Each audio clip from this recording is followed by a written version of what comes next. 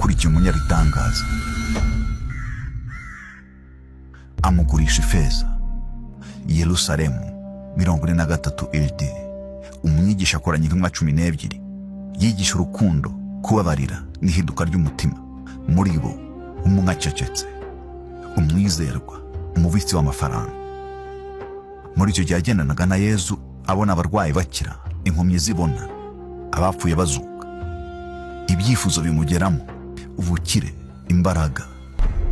Ajya guhura n'abatambyi rwihishwa, yitwikira ijoro, abemerera kumubereka. Mu busitani amatabaza araka, inkota zirabengerana. Yesu yegera imbere, n'amaso arimo agahinda. Areba abasirikare bamujyana, ibiceri 30 gusa, bikonje nka barafu.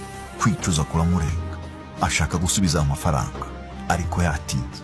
Amateka amwibukira ku izina rimwe gusa: umugambanyi. Uwagambaniye Yesu amusomye ku itama, Yuda Isikariyoti.